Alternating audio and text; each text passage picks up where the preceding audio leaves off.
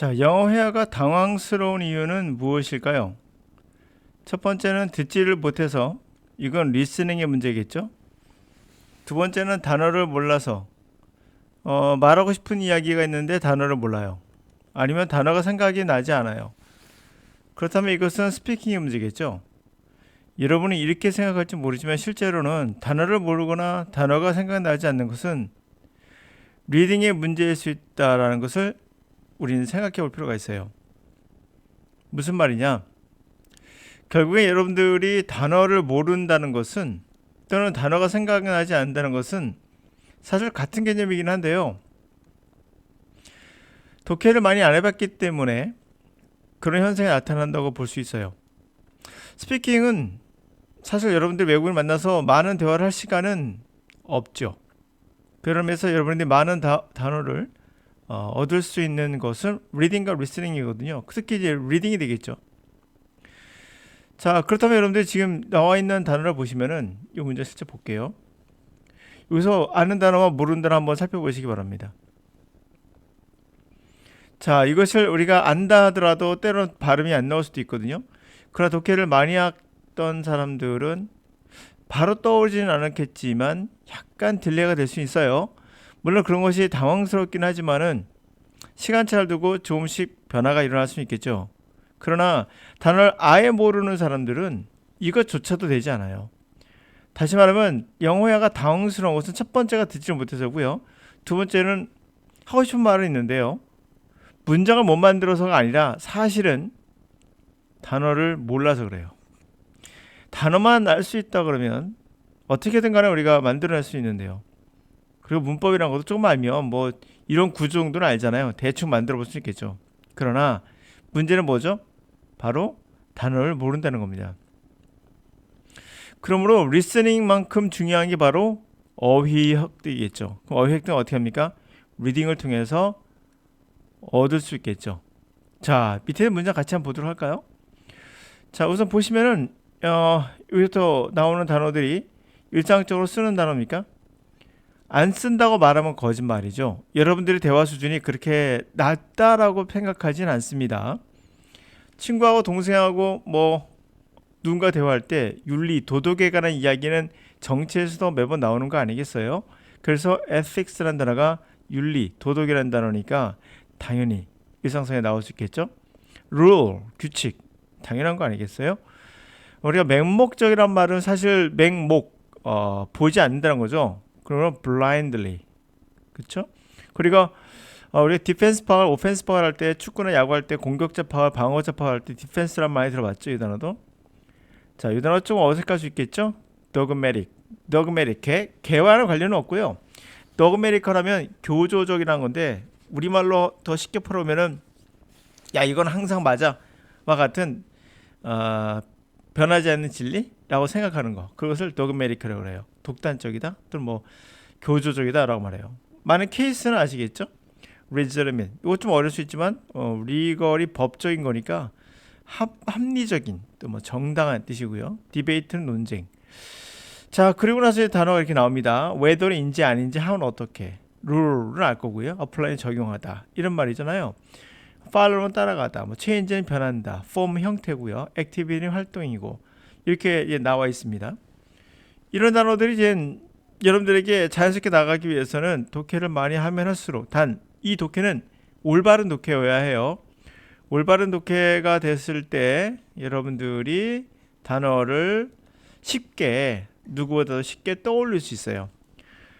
독해를 문법에 치중해서 하다 보면은 단어가 떠오르지 않을 수 있으나 독해 그 자체로 들어가서 여러분들 즐긴다면은 반드시 그 단어는 스피킹 할 때 나오게 되어 있습니다. 생각하지 않고도 빠른 시일 나올 수 있어요. 자, 한번 해볼게요. 자, if ethics is a dynamic changing form of activity, then ethics is not set a rule to be followed blindly or defended dogmatically. 자, ethics, 윤리라는 것은 다이내믹하게 변하는 형태의 행동이라면, 그렇다면 ethics, 윤리는 not a set of rule, 그쵸? 룰이 아닌 거예요. to be followed blindly. 자, 맹목적으로 눈 감고 따라야 될 룰이 아니며 defend, 변호된다는 거죠. dogmatically 교조적으로 반대식은 바뀌지 않는 거야. 어떤 이것은 완벽한 거야. 이런 독단적으로 방어되거나 이렇게 교조적으로 방어되거나 그럴 만한 룰은 아닌 거죠. In many cases 많은 경우에 있어서 there will be legitimate debate as to whether or how rules should apply. 많은 케이스에 있어서 there will be legitimate 다시 말하면 정당하냐 이거에 대한 논쟁이 많은 경우에 생기겠죠. 뭐에 대해서 whether인지 아닌지 어떻게 룰을 적용해야 하는지에 대한 정당한 타당한 논쟁들이 생기겠죠. 아무래도 왜? 이게 아무래도 dogmatically하게 교조적으로 방어될 수 있는 것은 아니니까. 야 이건 교리야 이런 거 아니니까. 이거는 바뀔 수 없는 거라고 말할 수는 없는 거니까. 이런 말이 된다는 거죠. 맞습니다. 도덕이라는 윤리는 일반적으로 변하죠. 지금부터 사실 150년 전 진짜 대략 100년 전만 가도 우리나라에 양반과 천민이 있었어요. 그때는 당연한 거였어요. 이것은 도덕입니다. 그렇게 말할 수 있겠죠. 뭐 300년 전만 내려가도 사실 도덕과 윤리는 변할 수 있는 거죠. 네, 지금에 있는 도덕과 윤리가 완벽하다 말할 수는 없죠. 그 당시에는 노예가 당연시 되던 시대였어요. 여러분 노예가 지금 있다 보면 도덕적으로 윤리적으로 문제가 있죠. 여러분 집안에 노예 하나 키우실래요? 여러분 노예를 뭐라고 하죠? 슬레이브라고 하죠. 이 단어가 제가 평소에 말하는 단어일까요? 아니요. 저 슬레이브라는 단어를 평소에 말할 이유가 없어요. 노예라는 이야기를 과연 우리가 요즘 시대에서 쓸 일이 있겠습니까? 제가 독해에서 아니면 듣기든 뭐든 간에 독해 리딩과 리딩 스트리트에서 많이 보고 들었기 때문에 그냥 노예란 말하고 싶을 때 그냥 단어가 떠오르는 거예요. 이거는 스피킹을 해서 떠오른 게 아니라 순서 바뀐 거예요. 다시 말하면 인풋이 많아서 자연스럽게 나간 형태라 볼 수 있겠죠. 마찬가지예요. 자, 그럼 요즘에 집에 노예 키울 수 없는 것처럼 150년, 200년 전에는 노예를 키울 수 있었습니다. 한마디로 그것은 도덕이고 그 당시에 룰인 거죠. 룰. 그러나 그것은 맹목적인 거고 그리고 도그매티컬하게 교조적으로 따를 수 있는 룰은 아닌 거죠. 그런 룰은 세상에 존재하지 않죠. 과학을 빼놓고. 자, 그래서 우리가 이렇게 함으로써 여러분들이 이게 이제 단어를 알게 되니까 어떻게든 만들어갈 수 있는 거예요. 그렇죠. 야, 내가 이거를 적용해야 되냐, 여기 적용해야 되냐, 말아야 되냐, whether 어떻게 적용해야 돼, how, 그렇죠? apply 이렇게요. 해야 돼, 말아야 돼, should를 못 넣었다 가정해봅시다. 그래도 상대가 어느 정도 이해할 수 있어요. 어떻게 룰을 적용하는 거지? 라고 하면 어떻게 적용해야 돼란 말 꼭 해야 돼란 말 못하더라도 문장 구성을 못 만지더라도 어떻게 규칙은 적용하니? 라고 말해도 원어민이 아닌 걸 알기 때문에 네가 앞뒤 문맥으로 어떤 상황인지 알고 지리짐작으로 그 상대방 얘기해 주니까요. 우선 이렇게 진행하자고요. 그래서 결국엔 내가 말하고 싶은 내용은 뭐냐? 바로 이겁니다. 영어 회화가 당황스러운 것은 입 밖으로